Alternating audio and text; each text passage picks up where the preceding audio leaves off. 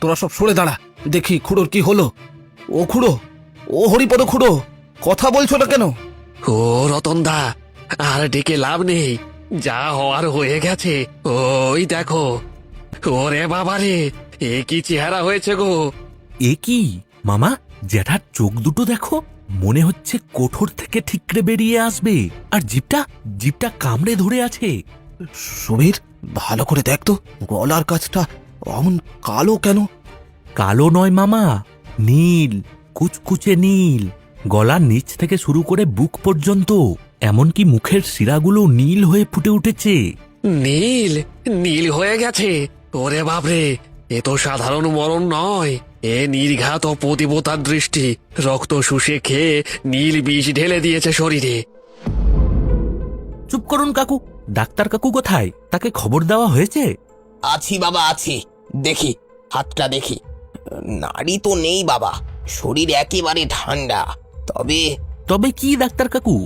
গত 40 বছর এ গায়ে রোগী দেখছি, এমন মরণ আমি বাপু দেখিনি। হার্ট ফেল করলে মানুষ নীল হয়ে যায় না, সাপে কাটলে নীল হয়, কিন্তু সাপে কাটার দাগ কোথায়? কোথাও তো দেখছি না। তাহলে তাহলে মানুষটা মরলো কি করে? বিকেলেও তো দিব্যি আমার বাড়িতে গিয়ে গল্প করে এলো। ও রতন, এ মানুষের কাজ নয়, আমি বলে দিচ্ছি। এ নিশ্চয়ই কোনো পিশাচের কাজ। নিশ্চয়ই যক্ষ এসে ওর প্রাণটা শুষে নিয়েছে।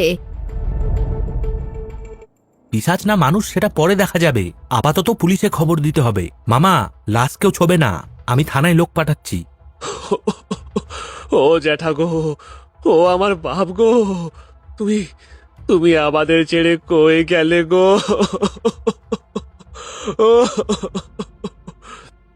কে কাঁদছে ওটা? ও তো সদানন্দ, বাজারের মোড়ের চায়ের দোকান। হরিপদ খুড়ো ওর দোকানেই সকাল বিকেল চা খেত, খুব ভক্তি করতো খুড়োকে।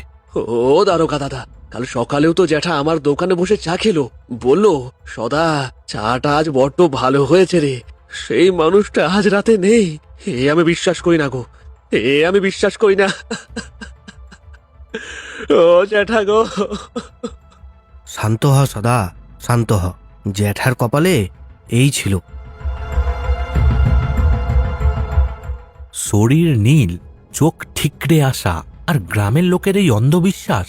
কিন্তু আমার মন বলছে এর পেছনে অন্য কারণ আছে, খুব গভীর কোনো কারণ।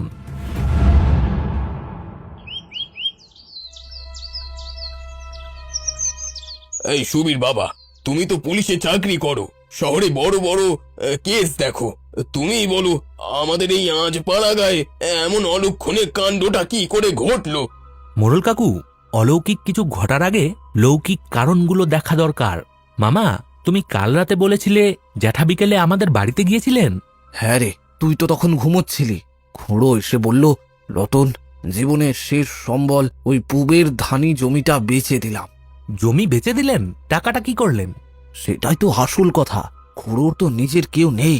বলল, পাশের গ্রামের ওই যে হারাধন জেলে মারা গেল গত বছর, ওর মেয়েটার বিয়ে আটকে আছে টাকার অভাবে।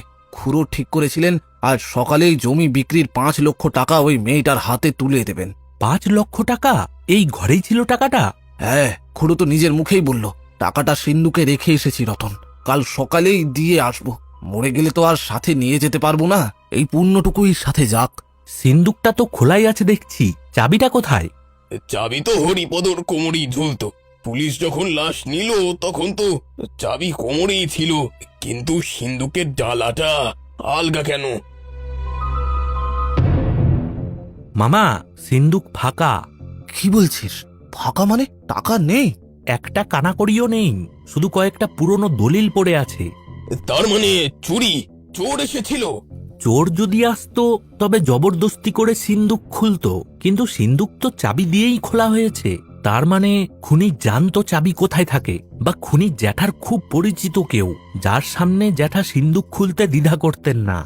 কিন্তু সুবীর, টাকা না হয় বুঝলাম চুরি গেছে, কিন্তু ওই নীল শরীর, চোর কি বিষ খাইয়ে মেরেছে? বিষ হতে পারে, কিন্তু ডাক্তার কাকু বললেন সাপের কামড়ও নয়।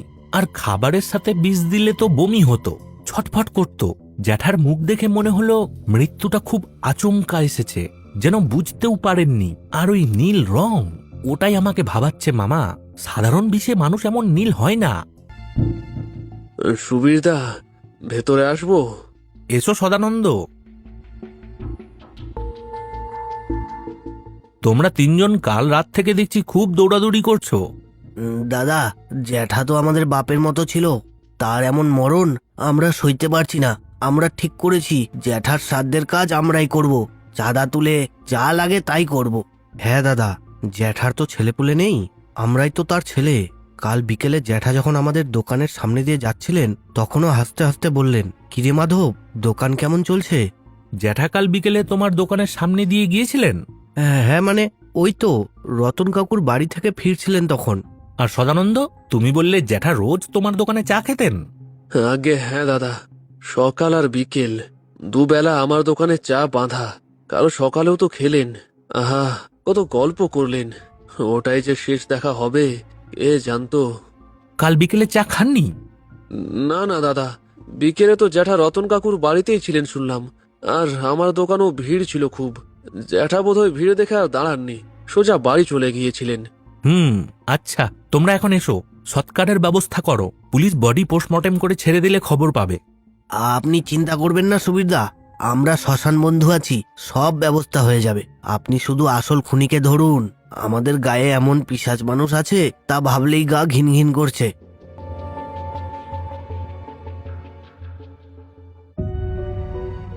ছেলেগুলো ভালো রে সুবীর, বিশেষ করে সদানন্দ। দেখলি না জ্যাঠার শোকে কেমন পাগল হয়ে গেছে। বেশি ভালো কিছুই ভালো নয় মামা। তুমি কি ওদের সন্দেহ করছো সুবীর? ওরা তো নেহাতি সাধারণ ছেলে। সদানন্দ চা বেচে, বিশু আর মাধব দিনমজুর। ওরা কি মানুষ মারতে পারে? মানুষ টাকার লোভে কি না করতে পারে মোড়ল কাকু। 5 লক্ষ টাকা গ্রামের মানুষের কাছে অনেক টাকা। আর দেখুন, জ্যাঠা যে টাকা পেয়েছেন সেটা জ্যাঠা নিজেই রটিয়েছিলেন। কাজেই গ্রামের অনেকেই জানতো জ্যাঠার কাছে টাকা আছে। তা ঠিক, কিন্তু ওই যে বললাম নীল রং, ওটা তো সাধারণ মানুষের কাজ হতে পারে না। গায়ে কিন্তু রটে গেছে, এটা কোনো তান্ত্রিকের বান মারা। তান্ত্রিক হোক আর পিশাচ হোক, টাকাটা তো আর ভূতে খায়নি মামা। টাকাটা কোনো রক্ত মাংস মানুষের পকেটেই গেছে। আর জ্যাঠার ওই নীল মুখের রহস্য আমাকে ভেদ করতেই হবে।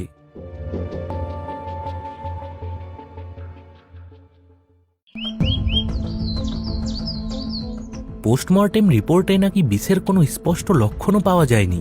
ডাক্তার বলেছে হার্ট ফেলিওর, কিন্তু ওই নীল রং, ডাক্তারও তো ব্যাখ্যা দিতে পারল না।